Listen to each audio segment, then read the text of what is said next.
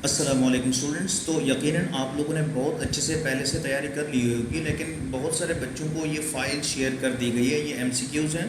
काफ़ी सारे स्टूडेंट्स ये बता रहे थे कि सर इसमें से कौन कौन से एमसीक्यूज़ हमें करने चाहिए, इतने ज़्यादा एमसीक्यूज़ हैं। तो स्टूडेंट्स आपको कंफ्यूज होने की ज़रूरत नहीं है, आप इसमें कन्फ्यूजन में ना जाए कि कौन कौन से एमसीक्यूज़ हम इसमें से करें। स्टूडेंट, इसमें जो एमसीक्यूज़ हाईलाइट किए गए, सिंपल आपने वो अटैम्प्ट करने हैं, वो आपने अच्छे तरीके से तैयार करने हैं, देखने, क्योंकि आपके पास अभी टाइम बहुत कम रह गया है। ठीक है, सुबह आपका पेपर है, जब ये लेक्चर रिकॉर्ड हो रहा है तो यकीनन ये रात के 12 बज रहे हैं। तो आप अच्छे तरीके से, आपके पास टाइम शॉर्ट है, सिंपल आप ये लेक्चर एक दफ़ा देखें और इसमें कोई मसले वाली बात नहीं है। आप लोगों ने बहुत अच्छे से तैयारी की हुई है। ये लेक्चर आपको देने का मकसद सिर्फ और सिर्फ ये है कि एक दफ़ा रिवीजन हो जाए कि आपने एमसीक्यूज़ जो है वो किस तरीके से अटैम्प्ट करने हैं और क्या क्या उसमें आपने चीज़ें जो है वो याद रखनी है। देखिए, सिंपल सी बात है, जो मैंने एमसीक्यूज़ हाईलाइट किए हुए हैं आपने जस्ट वो अटैम्प्ट करने हैं। इसके अलावा आपने बिल्कुल भी एमसीक्यूज़ आपने अटैम्प्ट नहीं करने। अच्छा जी, देखिए, सबसे पहले आपके पास एक सिंपल सा एमसीक्यू है, f of x is equal to x square minus 2x plus 1। ऐसा एमसीक्यू आपसे पूछा जा सकता है कि एफ ऑफ जीरो जो है, मतलब आपने एक्स की जगह जीरो पुट करना है। ठीक है, यहाँ पे जीरो आ जाएगा, यहाँ पे भी जीरो आ जाएगा, सिंपल आपके पास बचेगा 1। इसी तरह आपके पास एफ ऑफ जीरो की जगह आपके पास 1 2 -1 -2 कुछ भी दे सकता है। तो इस तरह के क्वेश्चंस को आप अच्छे तरीके से देख सकते हैं। अब नेक्स्ट आपके पास है, if f of x is equal to x square then the range of f is. अब स्टूडेंट, आपको सिंपल सी बात पता होनी चाहिए कि देखें, आप x की जगह कुछ भी पुट करो तो आपको आंसर कभी भी नेगेटिव नहीं मिलेगा, क्योंकि इसका स्क्वायर है। इसका मतलब ये वाला ऑप्शन इसलिए टिक किया गया, ये वाला ऑप्शन इसलिए बेस्ट रखा गया है। देखें, इसमें एक सिंपल सी बात यह है कि जीरो से लेकर पॉजिटिव इन्फिनिटी, ठीक है, इसका मतलब सारे के सारे पॉजिटिव नंबर्स जो है वो।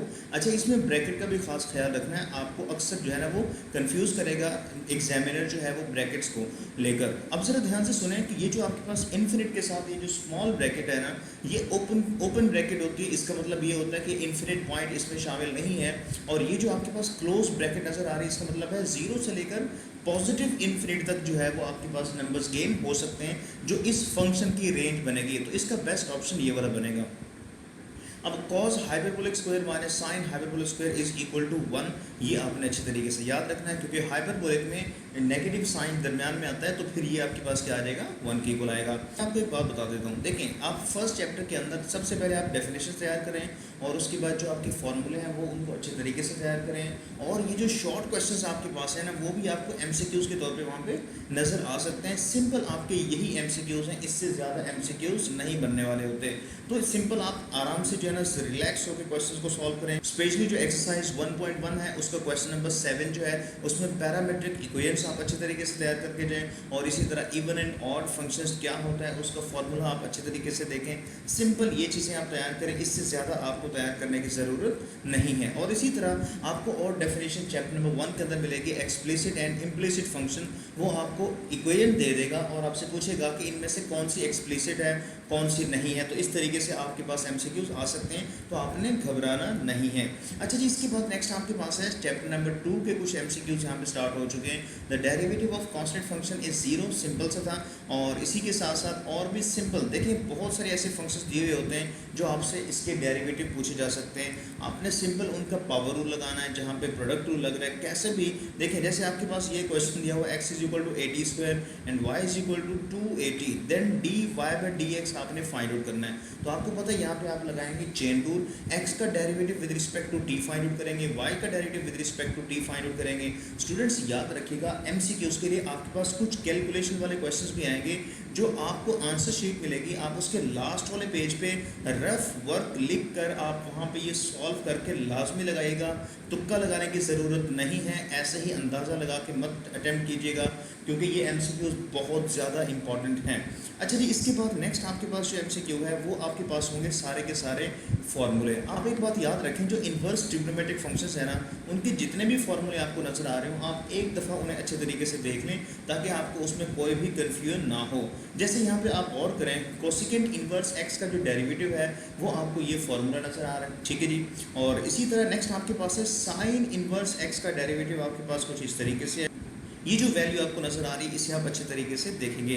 अच्छा जी, इसके बाद नेक्स्ट आपके पास है 10 raise to power sine x, इसका आप डेरिवेटिव बताएं। अब देखें, आपको पता होना चाहिए कि ये एक्सपोनेंशियल फंक्शन की कैटेगरी में आ रहा है। स्टूडेंट आपको पता है इस तरह के क्वेश्चंस में सिंपल आपने फंक्शन एज इट इज लिखना होता है, फिर इसकी पावर का डेरिवेटिव लेना होता है। देखिए फंक्शन एज इट इज हमने लिखा, ये आपके पास आ गया, और इसकी पावर साइन एक्स इसकी पावर है और इसका डेरिवेटिव आपके पास है कॉस एक्स। और फिर अगर आपके पास बेस यहाँ पे 10 है तो फिर आपने क्या करना होता है, नेचुरल लॉग लेना होता है। ये एक्सपोनेंशियल फंक्शन का डेरिवेटिव लेने का एक तरीका है, आप इसको अच्छी तरह देख सकते हैं। अब इसकी जगह फर्ज कर लें 2 आ जाए, 2 raise to power sine x, 5 raise to power sine x. तो इसमें कोई भी क्वेश्चन आपको दे सकता है, आप उसे अच्छे तरीके से आप अटैम्प्ट कर सकते हैं, ठीक है जी। अब इसके बाद नेक्स्ट आपके पास है जी क्वेश्चन है, ये आपके सामने है जी, e raise to power a x है, then find d y by d x, और ये आप इस तरह से डेरिवेटिव फाइंड आउट कर सकते हैं। आपको पता है फंक्शन एज इट इज लिखेंगे और फिर पावर का डेरिवेटिव, तो ए एक्स है उसका डेरिवेटिव आपके पास क्या आ जाएगा ए, तो ये इसका बेस्ट ऑप्शन है, इसे आप अच्छे तरीके से तैयार कर लेंगे। और फिर इसके बाद नेक्स्ट आपके पास एमसीक्यू है जी, y is equal to e raise to power 2x then find y4। तो आपको पता है हर डेरिवेटिव में आप जैसे देखें y1 इज इक्वल टू क्या आ जाएगा 2 ई रेज टू पावर 2x, फिर इसी तरह y2 y3 y4, तो 16 ई रेज टू पावर 2x आपके पास आ जाएगा।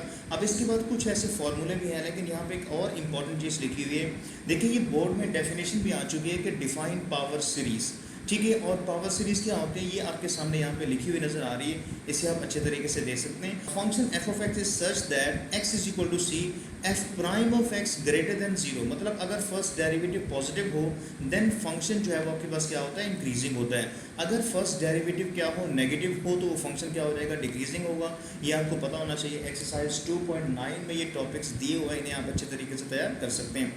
अच्छा जी, इसके बाद नेक्स्ट आपके पास है जी ये दो डेफिनेशंस, ये दो आप एमसीक्यूज अच्छे तरीके से तैयार कर सकते हैं। If f prime of c does not change before and after x is equal to c then this point is called point of inflection. याद रखिएगा टर्निंग पॉइंट और पॉइंट ऑफ इन्फ्लेक्शन इनमें फ़र्क होता है, आप इसको अच्छी तरह देख सकते हैं। अच्छा जी, इसके बाद नेक्स्ट आपके पास जो इंपॉर्टेंट एमसीक्यू है वो आपके पास है, let f be differentiable function in neighbourhood of c and f prime of c is equal to 0 then f of x has relative maxima at x is equal to. अब देखें इसमें आपको याद रखना है स्टूडेंट, आपको अच्छी तरह पता होना चाहिए कि एक होता है फर्स्ट डेरिवेटिव टेस्ट और दूसरा आपके पास है सेकंड डेरिवेटिव टेस्ट। अगर सेकंड डेरिवेटिव टेस्ट आपके पास आ रहा हो नेगेटिव, मतलब सेकंड डेरिवेटिव आपने लिया और फिर आपने उसमें एक्स की वैल्यू को पुट किया जो कांस्टेंट वैल्यूज आ रही हैं, अगर उसका आंसर नेगेटिव आ रहा है तो वो फंक्शन आपको पता क्या होता है, रिलेटिव मैक्सिमा होता है। अगर आपके पास वो आ जाए जी पॉजिटिव, मसलन f double prime of c greater than 0 होगा, तो फिर यहाँ पे फंक्शन क्या होगा, रिलेटिव मिनिमा होगा। ये एक सिंपल सी बात है, इसको आप अच्छे तरीके से देख सकते हैं। अच्छा जी, देखिए ये क्वेश्चन जो है ये काफ़ी दफ़ा रिपीट हुआ है चैप्टर नंबर 3 इंटीग्रेशन में, और याद रखें जो आपके पास पेज नंबर 125 है उसमें बहुत सारे फार्मूले दिए हुए हैं। एक आपके पास सिंपल है और दूसरे आपके पास इस साइड पे जो लेफ्ट साइड पे फार्मूले दिए हुए हैं वो उनमें से कुछ यहाँ पे दिए हुए हैं जो आपके पास एमसीक्यूज़ की शक्ल में नज़र आएंगे, जैसे sine a x plus b into d x. अब इसका इंटीग्रेशन आपसे पूछा गया है और साइन का इंटीग्रेशन होता है कॉस, और फिर एंगल का डेरिवेटिव आपके पास क्या बन रहा है, वो बन रहा है ए। तो ए से आपने क्या करना होता है, डिवाइड करना होता है। सिंपल आपको बता देता हूँ, आपको पता भी होगा, ये बात बताने वाली नहीं है, फिर भी यहाँ पे आप जरा गौर करके देख सकते हैं। और स्पेशली ये वाला क्वेश्चन तो आप अच्छे तरीके से तैयार करके जाइएगा ना। एक्सपोनेंशियल फंक्शन में क्या होता है कि आपने इंटीग्रेशन लेना है और जो भी इसके पावर का डेरिवेटिव बन रहा है ना, आपने उसी से इसे क्या करना होता है, डिवाइड करना होता है। जैसे इसकी पावर है माइनस लैम्डा एक्स, तो इसका डेरिवेटिव क्या बनेगा, माइनस लैम्डा, तो उसी से आपने क्या कर दिया, इसे डिवाइड कर दिया। इसी तरह आपके पास ये और एक एमसीक्यू है, और फिर इसके बाद अगर हम देखें तो ये आपके पास एक और एमसीक्यू आ रहा है। अब देखें अगर आप चैप्टर नंबर 2 के जो डेरिवेटिव इन्वर्स के फॉर्मूले हैं अगर आप उन्हें अच्छे तरीके से तैयार कर लेते हैं तो फिर आपको उसके इंटीग्रेशन भी अच्छे तरीके से याद होंगे। तो ये रिवर्स में चीज़ें पूछी जा रही होती हैं, आपने इनको अच्छे तरीके से देखना है। अच्छा जी, इसके बाद नेक्स्ट आपके पास है the suitable substitution for a square plus x square is x is equal to a tan theta. ठीक है जी, आपको पता है चैप्टर नंबर 3 और 3.3 से पहले आपको सब्स्टिट्यूशन के 3 आपको वैल्यूज़ नज़र आते हैं, जहाँ पे आपको पता चलना चाहिए कि अगर a square minus x square हो तो x is equal to a sine theta होता है। वो आप वैल्यूज़ अच्छे तरीके से देख लीजिएगा, ठीक है जी। अच्छा जी, इसके बाद नेक्स्ट एक सिंपल सा क्वेश्चन दिया हुआ है, इस तरह से क्वेश्चन भी आपको दे सकते हैं। एक्स इज इक्वल टू इस तरह के क्वेश्चन भी आपको नज़र आ सकते हैं, x cos x D x, और इसका इंटीग्रेशन आपने क्या करना है जी, फाइंड आउट करना है। तो सिंपल है, इंटीग्रेशन बाय पार्ट लगाओ और ये आपके पास आ जाएगा आंसर। अगर आपका 1 मिनट लगता है, स्टूडेंट आपको पता होना चाहिए आपके 20 MCQs आएंगे और उसमें से एटलीस्ट 7 ऐसे MCQs होंगे जिन्हें आपको सॉल्व करना ही पड़ेगा, और वो लाजमी सॉल्व किए बगैर आप अटैम्प्ट मत कीजिएगा, ठीक है जी। अब इसके बाद नेक्स्ट आपके पास है, ये एक थ्योरम है, इसे आप अच्छे तरीके से देखिएगा।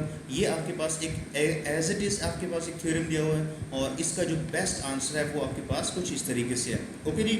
अब इसके बाद नेक्स्ट, और एक बड़ी इंपॉर्टेंट बात मैं आपको बता दूं, देखें ये जो मैंने जिसके सामने वेरी इंपॉर्टेंट लिखा हुआ है ना स्टूडेंट, ये क्वेश्चन हर साल रिपीट होते हैं, ठीक है। अब यहाँ पे ये जो आपके पास लिमिट नज़र आ रही है पाई माइनस पाई, ये आप याद रखिएगा। यहाँ पे पाई बाय 2 हो सकता है, यहाँ पे माइनस पाई बाय 2 हो सकता है, पाई बाय 4 हो सकता है, कुछ भी हो, बट ऐसा क्वेश्चन लाजमी आएगा। स्टूडेंट बहुत ज़्यादा मिस्टेक करते हैं, आपने वो मिस्टेक नहीं करनी। और इसके बाद नेक्स्ट आपके पास जो चैप्टर है स्टूडेंट, वो है chapter number 4, the point where the medians of a triangle intersect is called. ये डेफिनेशंस हैं, ये डेफिनेशंस एज इट इज़ याद कर लें, क्योंकि हर साल आपको पता है कि 4 to 5 जो है वो डेफिनेशन शॉर्ट क्वेश्चन में आपको नज़र आती हैं, लिहाजा आप डेफिनेशन तैयार कर लो, आपका MCQ भी तैयार हो जाएगा और डेफिनेशन भी एक दफ़ा रिवाइज हो जाएगी। अच्छा जी, नेक्स्ट आपके पास है the centroid of a triangle divides each median in the ratio. इसकी रेशो आपके पास क्या होती है जी, 2:1। अब इसके प्रूफ की ज़रूरत नहीं है, ये बस आप एक पॉइंट याद रख लीजिएगा, ये सिंपल सा पॉइंट है। अब इसके बाद नेक्स्ट आपके पास है the two intercept form of equation of a straight line is x/a + y/b = 1। और इसके बाद नेक्स्ट आपके पास है नॉर्मल फॉर्म में आपको याद रखना चाहिए, और इसमें जो नॉर्मल फॉर्म है और इसमें p की जो वैल्यू है वो हमेशा क्या रहती है, पॉजिटिव रहती है, क्योंकि ये डिस्टेंस को शो कर रहा होता है, जो परपेंडिकुलर डिस्टेंस होता है। अच्छा जी, इसके बाद नेक्स्ट आपके पास है x इंटरसेप्ट, ये आप खुद सॉल्व कर लीजिएगा, ठीक है। अगर आप करना चाहें तो ये कुछ ऐसे क्वेश्चंस हैं, इनको आप तैयार करना चाहें तो आप कर सकते हैं, कोई ऐसा इशू नहीं, आपकी प्रैक्टिस हो जाएगी, ठीक है जी। अच्छा जी, अब इसके बाद नेक्स्ट आपके पास कुछ ऐसे क्वेश्चंस हैं जो कि मोस्ट इंपॉर्टेंट हैं। आपको पता है 2 लाइंस L1 एंड L2 अगर वो पैरेलल हैं तो इसका मतलब उनके स्लोप आपस में इक्वल होंगे, या उनका डिफरेंस जो है वो 0 के इक्वल आ जाएगा। एक ही बात है, M1 इज इक्वल टू क्या आ जाएगा, M2। तो अगर आप इसे इस साइड पे ले जाएंगे तो इनका डिफरेंस किसके इक्वल आ जाएगा, 0 के इक्वल आ जाएगा। अगर इसी तरह 2 लाइंस आपस में परपेंडिकुलर है स्टूडेंट, तो आपको पता होना चाहिए कि उन दोनों का जो प्रोडक्ट है वो -1 के इक्वल आता है, ये आप अच्छे तरीके से याद रख लीजिएगा। अच्छा जी, इसके बाद नेक्स्ट आपके पास है 2 लाइंस A1x + B1y + C1। ये दोनों लाइंस अगर पैरेलल हैं तो इसकी कंडीशन A1/A2 = B1/B2 होनी चाहिए, ये कंडीशन याद रखिएगा, क्योंकि बहुत सारे स्टूडेंट्स जो है वो 4.4 एंड 4.5 को अच्छे तरीके से तैयार नहीं करते, बट वहाँ के MCQs एंड शॉर्ट क्वेश्चन आप मिस कर जाते हैं, ये आप अच्छे तरीके से तैयार कर लीजिएगा, ठीक है जी। फ़ायदा होगा इंशाल्लाह, ज़रूर फ़ायदा होगा। अच्छा जी, इसके बाद नेक्स्ट आपके पास है chapter number 5, the point where the 2 boundaries line of a shaded region intersect is called. ये आपके पास है जी कॉर्नर पॉइंट, ठीक है जी। अच्छा, इसके बाद नेक्स्ट आपके पास देखें, मैं आपको बार बार बता चुका हूँ, चैप्टर नंबर 5 जो है इसका लॉन्ग क्वेश्चन जब आप अटेम्प्ट कर रहे हो तो आप उसमें बहुत ज़्यादा एहतियात की ज़रूरत है। उसमें अक्सर स्टूडेंट जो है वो जब शेड कर रहे हो, जब ग्राफ बना रहे हो, तो वहाँ पे बहुत बड़ी गलती कर जाते हैं। आपने बड़े ही एहतियात व इत्मीनान के साथ आपने उस पेपर को, उस क्वेश्चन को अटेम्प्ट करना है, क्योंकि वो 5 नंबर का लॉन्ग क्वेश्चन आएगा और मोस्टली 5.3 में से ही आता है। ये 5.2 का लास्ट वाला जो क्वेश्चन है उसमें से ये पार्ट बनाया जाएगा। अच्छा, इसमें ये सारी की सारी डेफिनेशंस हैं, मैं आपको बता चुका हूँ, उसमें से डेफिनेशन लाजमी आएगी, आपने अच्छे तरीके से डेफिनेशन याद करनी है, तब आपकी ये MCQs भी अटेम्प्ट हो जाएंगे। अच्छा, एक और क्वेश्चन यहाँ पे आपको नज़र आ रहा है, linear inequalities 2x - 7y > 3 is satisfied by the point. तो आपने करना ये है कि इनमें से वो जो पॉइंट, तो आपने करना ये है कि इनमें से जो भी पॉइंट है आपने इसकी जगह पुट करनी है। जैसे देखें, ये वाला आंसर इसका बेस्ट है, कैसे, x की जगह 1 पुट करो तो 2 आ गया यहाँ पे, ठीक है जी, और y की जगह आप पुट करो -1, तो इसका मतलब ये हुआ कि -7 हो गया, 2 + 7 आपके पास हो गया 9, सो 9 > 3। ये बात बिल्कुल ठीक है, सेटिस्फाई कर रहा है ये वाला पॉइंट। अगर आप 0 0 पुट करोगे तो ये सेटिस्फाई नहीं करेगा। ये इस तरह से कुछ चीज़ें आपके नज़र में आनी चाहिए। अच्छा जी, इसके बाद नेक्स्ट आपके पास ये सारी की सारी चैप्टर नंबर 5 की डेफिनेशंस हैं, आप चाहें तो आप ये MCQs एक दफ़ा देख सकते हैं। अच्छा, इसके बाद नेक्स्ट आपके पास है कुछ इस तरीके से, स्टूडेंट आपको पता है कि इस इक्वेशन में जो आपके पास सेंटर होता है ना, वो -g एंड -f होता है, और इसका जो रेडियस होता है स्टूडेंट वो आपको पता होना चाहिए कि g² + f² - c होता है। ये आपने अच्छे तरीके से याद रखना है, चैप्टर नंबर 6 है ये। अच्छा जी, इसके बाद नेक्स्ट आपके पास है जी eccentricity of ellipse x square over a square plus y square over b square is equal to 1। अब इसकी तीन तरह की वैल्यूज है, मैं आगे चल के आपको बताता हूँ। सो ई इज इक्वल टू हमेशा होता है सी ओवर ए इलिप्स के लिए, ठीक है जी। अब इसके बाद नेक्स्ट है ये वाला क्वेश्चन मोस्ट इंपॉर्टेंट है, इसे आपने याद रखना है। देखें चैप्टर नंबर 6 जैसे स्टार्ट होता है ना, तो आपके पास 6.4 जो है उसके शुरू में ही आप वहाँ पे देखेंगे तो आपको ई एक्सेंट्रिसिटी इज इक्वल टू 1 नजर आएगा। एक्सेंट्रिसिटी ग्रेटर देन 1 है, लेस देन 1 है या इक्वल टू 0 है तो सर्कल के लिए 0 होती है, और इसी तरह पैराबोला, हाइपरबोला एंड इलिप्स के लिए ये तीन तरह की कंडीशंस आपको नज़र आ रही हैं। अच्छा जी, इसके बाद नेक्स्ट आपके पास है focus of ellipse always lies on major axis, क्योंकि इसमें दो तरह के एक्सिस होते हैं, मेजर एंड माइनर एक्सिस। जो 6.5 है या 6.6 का जो टेबल बना हुआ है ना, आप एक दफ़ा उनकी इक्वेशंस को देख ज़रूर लीजिएगा, क्योंकि एक एक नंबर की जंग चल रही है तो आप उसमें हारना नहीं है। इंशाल्लाह बहुत अच्छा पेपर होगा, ठीक है जी। अच्छा जी, इसके बाद नेक्स्ट आपके पास है चैप्टर नंबर, स्पेशली आपने जो लास्ट वाले फार्मूले हैं ना उन्हें आपने अच्छे तरीके से याद रखना है। अच्छा, इसमें एक क्वेश्चन है, which of the following can be direction angle of some vectors, ठीक है। ये आपको पता होना चाहिए, cos square alpha plus cos square beta plus cos square gamma is equal to 1 होता है। तो अगर आप उसमें ये वैल्यूज पुट करते हो और उसका आंसर 1 के इक्वल आता है तो फिर ये जो आपके पास एंगल है ये डायरेक्शन एंगल होंगे। अगर 1 के इक्वल नहीं है तो फिर ये डायरेक्शन एंगल नहीं होंगे।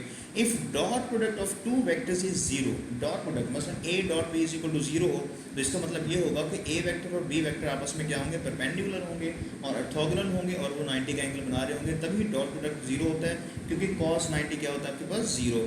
तो स्टूडेंट ये आपके पास कुछ फॉर्मूले हैं, ये फार्मूला आप याद कर लीजिएगा।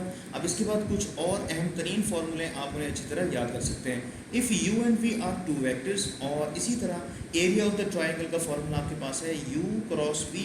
इनका आपने मैग्नीट्यूड लेना है, डिटर्मिनेंट लेना है, और इसके बाद आपके पास है इसे 2 पे डिवाइड करना है। और इसी तरह नेक्स्ट आपके पास है एरिया ऑफ पैरेललोग्राम, और इसका आपके पास जो वैल्यू है यही आपके पास फार्मूला है, लेकिन इसमें आपने ट्राइंगल के लिए 2 पे डिवाइड करना होता है, इसमें 2 पे डिवाइड नहीं करना होता। तो स्टूडेंट ये है आपके पास बड़ा ही आसान सा सिंपल MCQs का एक लेक्चर।